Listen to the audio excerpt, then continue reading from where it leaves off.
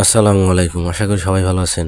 এই জায়গাটা আপনারা চেনেন, আগেও দেখাইছি। এটা হলো মিরপুর একে আমাদের শহীদ বুদ্ধিজীবী কবরস্থানের যে পিছনে যে পুকুরটা আছে, সেই পুকুরের অবস্থা দেখেন। এই সিজন তো জানেন আপনারা সবাই, যে গাছের পাতা পড়ে, পাতা ঝরে এবং নতুন পাতা গজায়, পাতা ঝরিয়ে পাতা পড়িয়ে কী অবস্থা পুকুরটার, পুরো সৌন্দর্যটাই নষ্ট হয়েছে। এটা যদি পানি থাকতো আরও কিন্তু সুন্দর দেখায়, কিন্তু কিছু করার নাই, কারণ কর্তৃপক্ষের চেষ্টা করলেও কাজ হবে না, কারণ যেহেতু এখানে পাতা পড়ে প্রতিনিয়ত, এবং পাতাগুলো যখন পড়া শেষ হয়ে যাবে তখন আবার এটাতে পানি দিলে পূর্বের সৌন্দর্য ফিরে আসবে, এবং যখন নতুন পাতা গজাবে তখন গাছগুলোকে আর সুন্দর লাগবে। এটাই প্রকৃতির খেলা। প্রকৃতি আসলে আমাদেরকে, আমরা তো হয়তো যে পাতাগুলো ঝরে কেন, কিন্তু পাতাগুলো ঝরার পর নতুন পাতা আসলে গাছও সুন্দর লাগবে, এবং এখানে নতুন পানি দিলে এই পানিটাও সুন্দর লাগবে। তবে আমাদের আরও সচেতন হওয়া উচিত, কারণ প্লাস্টিক জাতীয় পণ্য এখানে আমরা ফেলাই অনেক। সিগারেটের খোসা, বিভিন্ন ধরনের পলিথিন, কাগজ, ময়লা ঝয়লা, কলার খোসা, হাবিজাবি সব এই জায়গাটার ভিতরে পড়ে।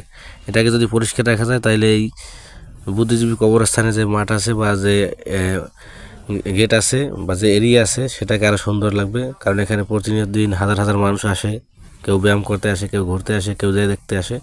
তারা আসলে খুব আনন্দ পাবে, এবং বাচ্চারা সেখানে, তাদের জন্য খুব সুন্দর একটা মনোরম নিরিবিলি একটা পরিবেশ হবে।